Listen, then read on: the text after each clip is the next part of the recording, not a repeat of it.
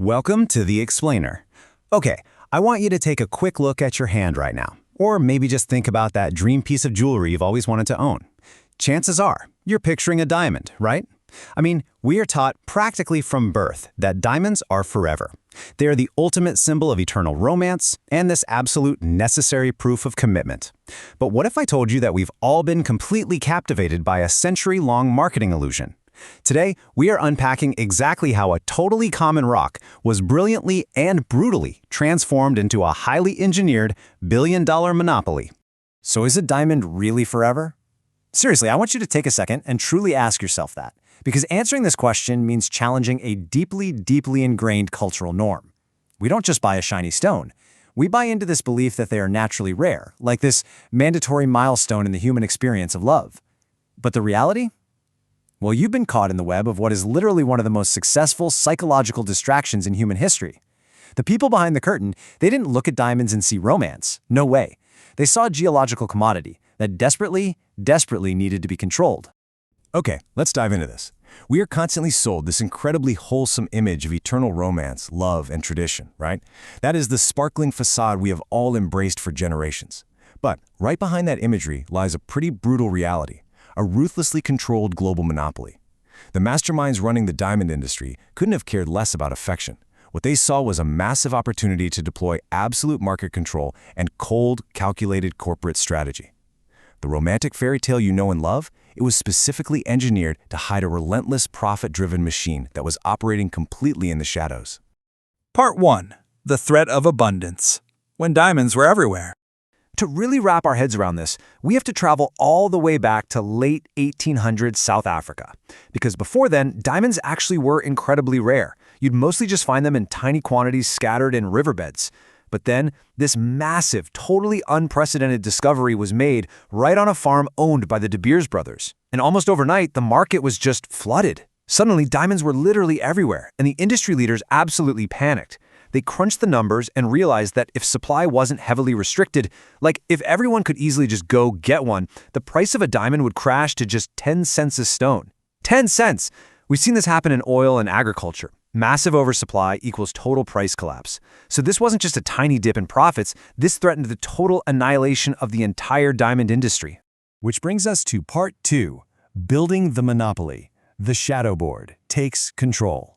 Staring down this total economic collapse, men like Cecil Rhodes and, a bit later, the Oppenheimer family stepped in. And they understood that to survive, they had to build an unstoppable monopoly.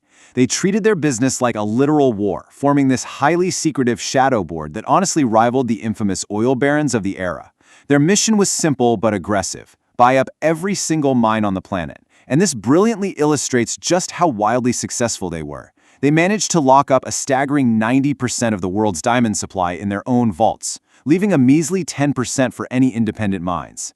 They single-handedly took a common, abundant rock and made it scarce simply by hoarding the whole shebang. So tracking this through history, they successfully managed the entire global supply right through the early 1900s. Problem solved, right?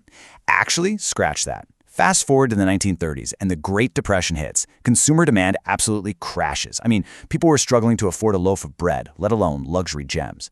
The cartel very quickly realized that owning 90% of the world's diamonds meant absolutely nothing if nobody actually wanted to buy them.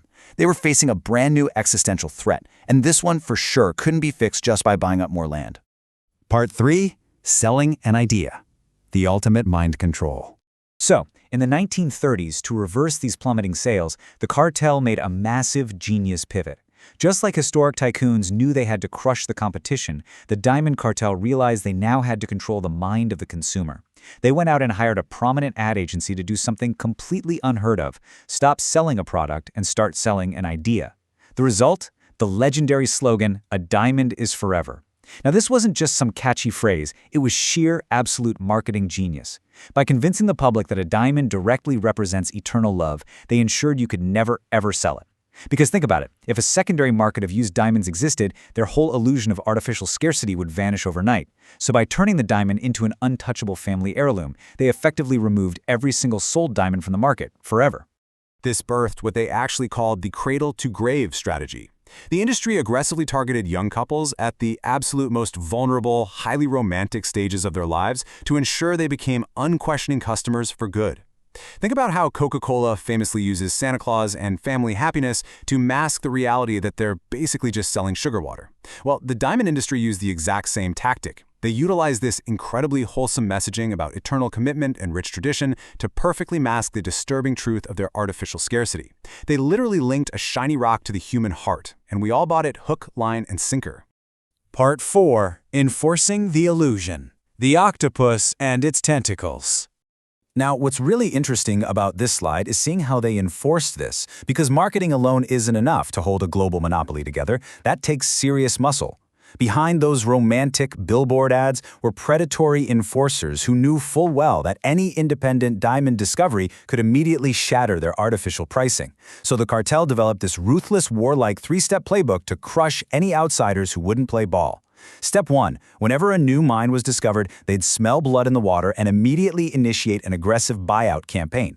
But if the mine or the host country refused to sell, Step 2, the cartel would act like a giant octopus, using its tentacles to deliberately flood that specific local market with similar stones from their massive vaults, instantly crashing the local price. Finally, Step 3, they simply waited for the stubborn competitor to go entirely bankrupt before sweeping in and buying up the pieces for pennies. Part 5. The moral reflection. Tradition versus truth. So, when we look back at this highly secretive powerhouse today, we're faced with a remarkably complex dual nature. On the one hand, yeah, they managed to create a genuinely beautiful, enduring tradition that brings millions of people very real joy. But on the other hand, that exact same tradition was built entirely on the back of predatory business practices, ruthless warlike strategies, and highly orchestrated illusions. So it leaves us with the ultimate question. Is a diamond actually worth 3 months of your hard-earned salary, or is it just a really well-crafted, magical illusion? It's a fascinating tension, right, between our very real, deep emotional connections and a pretty disturbing corporate history. But one thing is for sure. The next time you see that sparkle, you'll know exactly what it took to put it there. Thanks for joining me on The Explainer, and keep questioning the illusions around you.